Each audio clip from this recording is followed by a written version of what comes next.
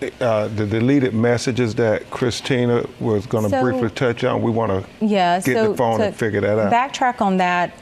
When we finally got his phone, me and my sister went through the phone. We went in his Snapchat. He had 2 accounts, absolutely nothing. It wasn't even 24 hours, which is how long videos and pictures stay in Snapchat. And I was just like, that can't be. Like, I've seen Nolan whenever he snaps, like when he goes and he's having fun, like he does videos. Like, there was absolutely nothing, no saved videos. And even my sister was like, yeah, that's suspicious. Imagine losing someone you love, finally getting back the one object you believe holds the answers to their final hours, and then discovering that the very memories you were hoping would explain everything appear to be gone. For Nolan Wells's mother, that moment wasn't just heartbreaking. It opened an entirely new chapter in an investigation that was already filled with painful questions. When her son's phone was finally back in her hands, she wasn't looking for rumors or theories. She was looking for something simple: a photo, a video, a message, anything that could help her understand what happened during the last normal day of her son's life. Instead, according to the family, what she found was something they never expected. The Snapchat memories they believed should have been there weren't. The photos from the 4th of July, the videos Nolan may have recorded, the messages he may have exchanged with friends, the ordinary digital footprints left behind by an 18-year-old enjoying a holiday weekend. They appeared to be missing. A missing phone can sometimes be explained. A damaged phone can sometimes be explained. Even a phone lost on an island can eventually be found. But what happens when the phone is recovered, and what should have been on it isn't? That question has now become one of the most unsettling developments in the Nolan Wells investigation. Because this story is no longer only about how an 18-year-old football player disappeared during a 4th of July trip to Horn Island. It has also become about what may have happened after he vanished. Who had access to his phone? What happened while it was out of his family's possession? And if those Snapchat messages really disappeared before they normally should have, was it simply how the app works? Or is there another explanation that investigators have yet to uncover? To be clear, no official investigation has concluded that anyone intentionally deleted Nolan's Snapchat content. At this point, those questions remain unresolved. But the family's discovery has drawn renewed attention to Nolan's final digital trail and why they believe it deserves closer examination. As investigators continue reviewing evidence, one small device has become one of the most important pieces in the entire case. Because sometimes the loudest clue isn't something investigators find. It's something that's no longer there.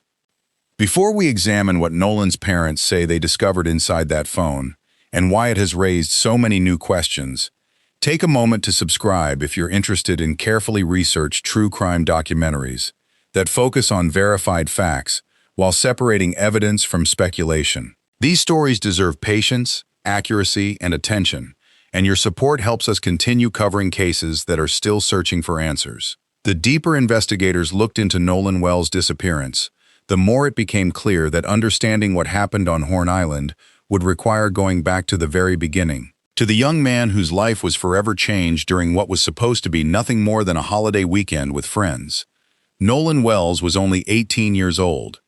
He wasn't someone whose family worried about disappearing without warning. Those closest to him described him as disciplined, focused, and excited about what came next. Football wasn't just a hobby.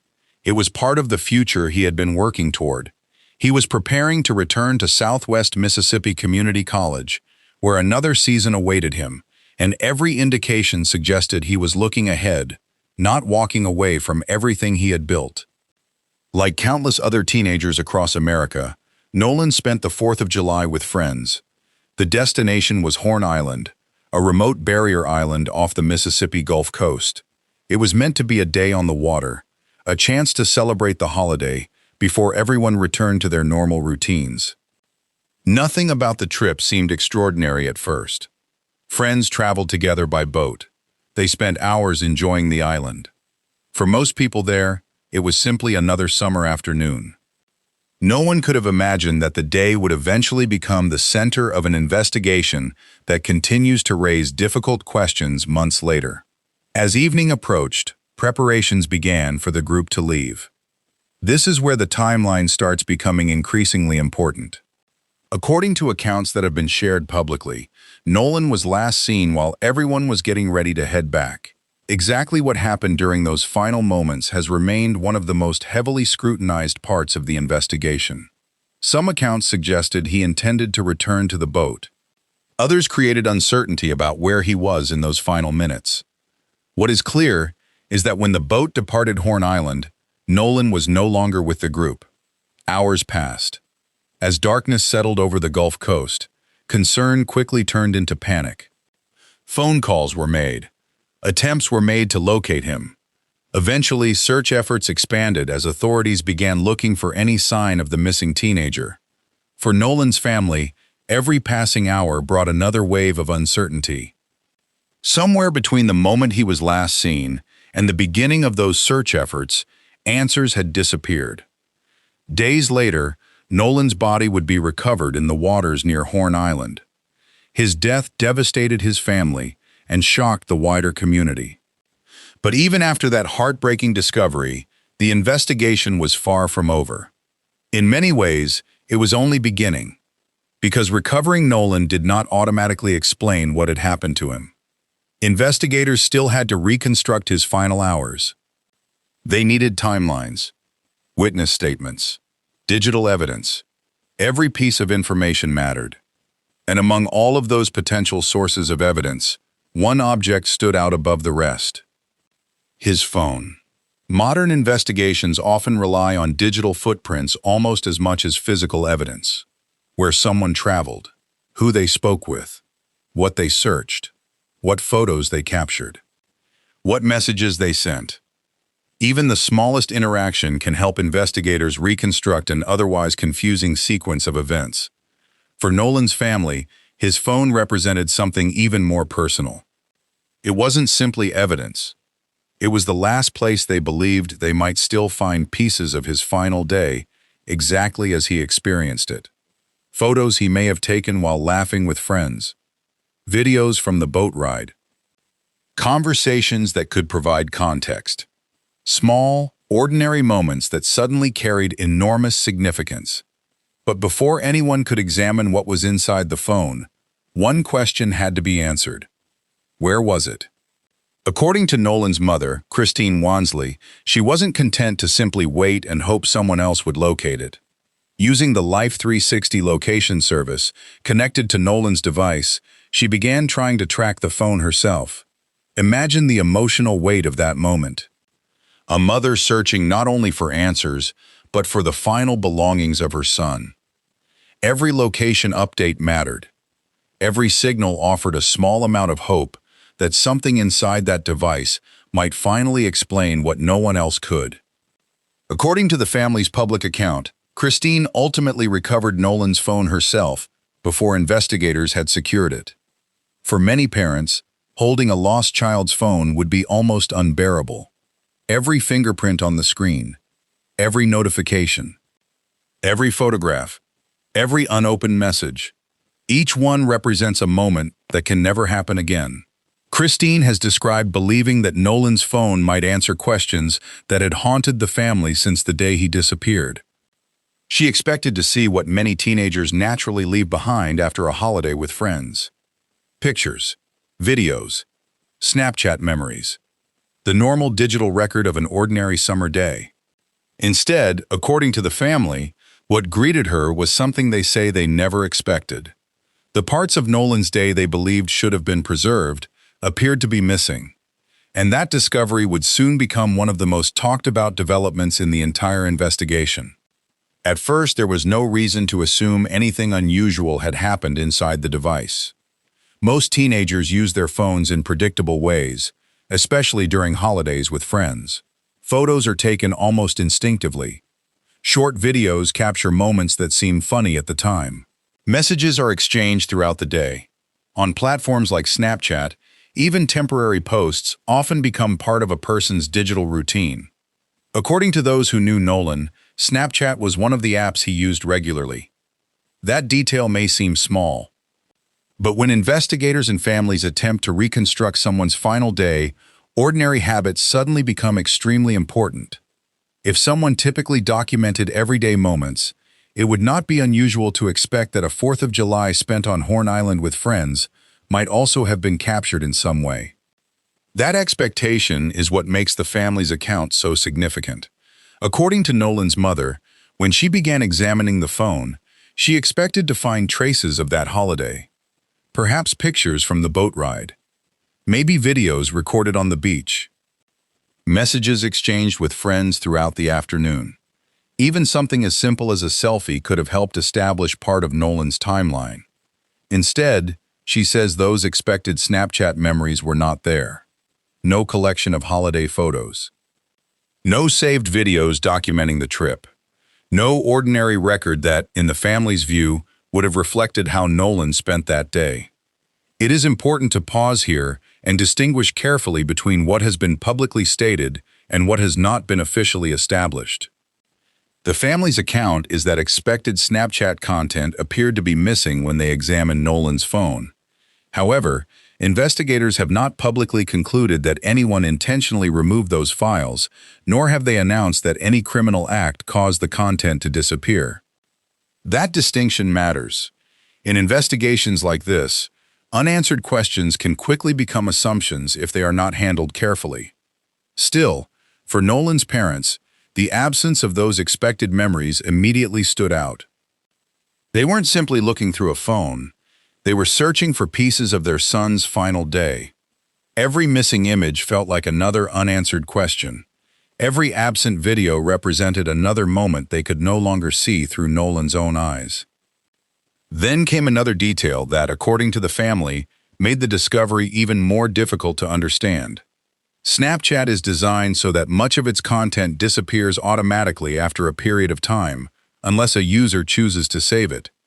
Many people know the app because of that feature. Messages often vanish after they are viewed. Stories typically expire after 24 hours.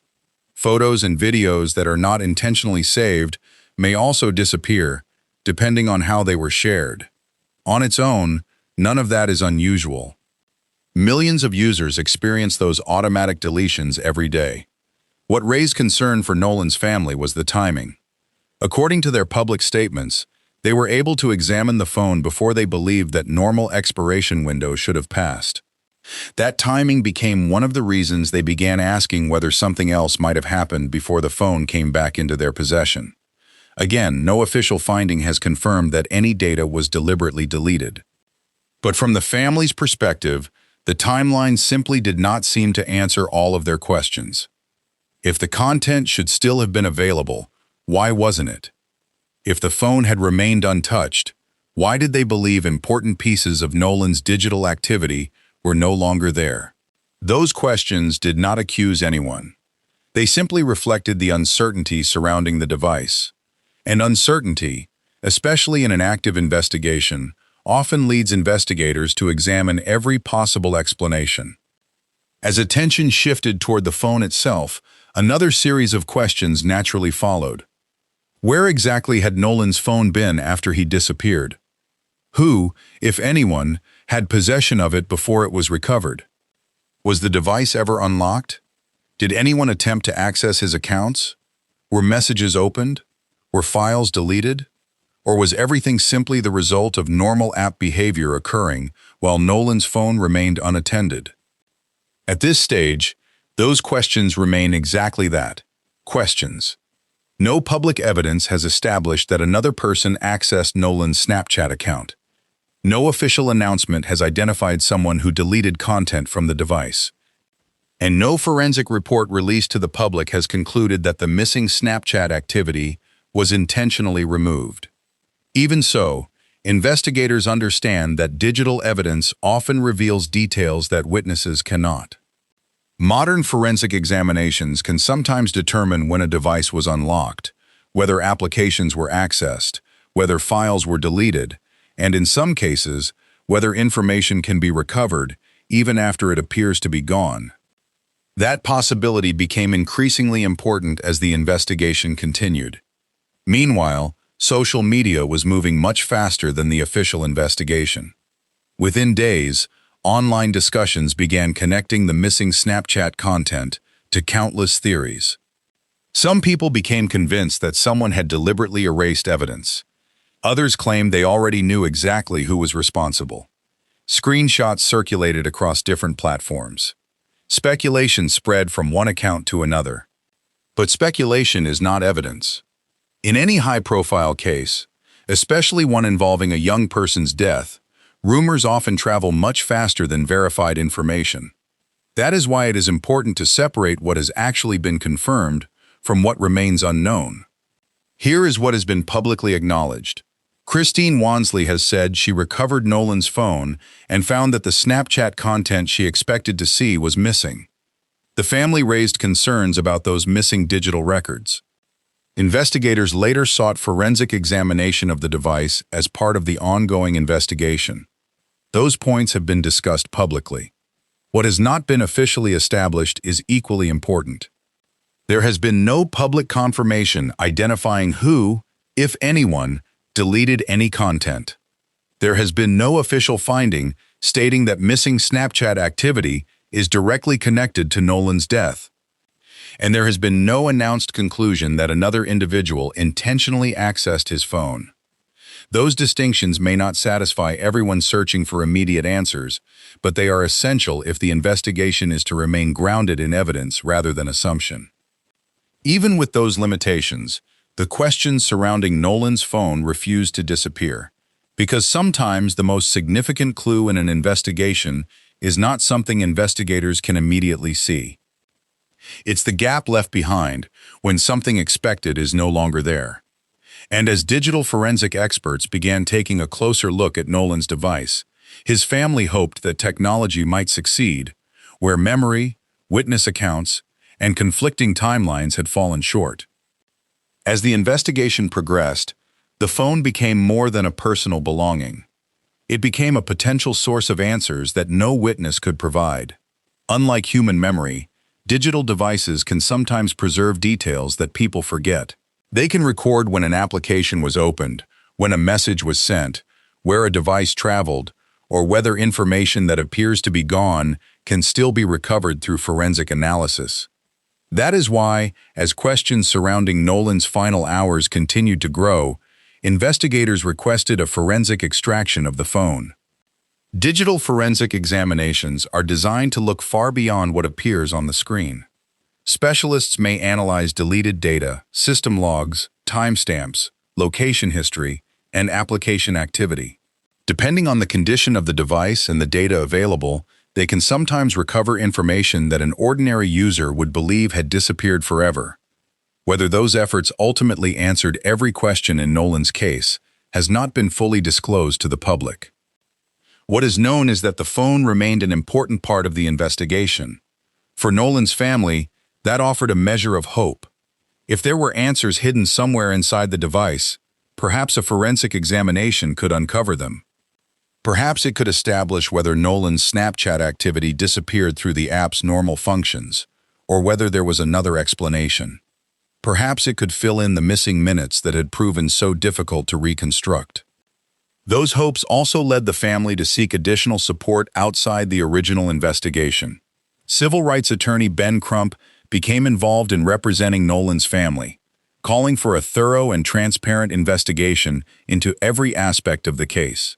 The family also pushed for an independent examination of the available evidence, emphasizing that every possible lead deserved to be explored before any conclusions were reached.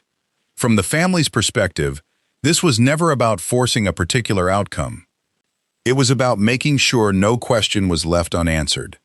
Every witness statement, every digital record, every piece of physical evidence, every timeline, everything needed to be examined carefully. Because once an investigation ends, opportunities to recover overlooked evidence can become far more limited. For Nolan's parents, however, the phone represented something that went beyond investigative procedure. It represented their son. Imagine opening the phone of someone you love after believing it may contain the final ordinary moments of their life. Not dramatic moments, not evidence of a crime, just ordinary memories.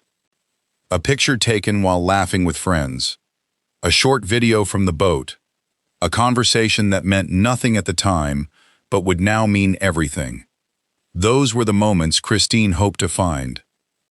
Instead, according to the family's account, she found silence. No collection of memories to scroll through. No visual record of the holiday she believed should have existed. For many families, digital memories become priceless after losing someone. People revisit old text messages. They replay voice notes. They watch videos over and over, not because they reveal anything extraordinary, but because they preserve a person's smile, their laugh, or the sound of their voice. Those simple moments become irreplaceable. That is part of what makes this aspect of Nolan's case so emotionally powerful. The reported absence of those Snapchat memories was not important only because investigators might have found evidence. It also mattered because those images may have represented some of the final ordinary moments of an 18-year-old whose future ended far too soon. As the investigation continues, two central questions remain at the heart of this story. The first is straightforward, even if the answer is not.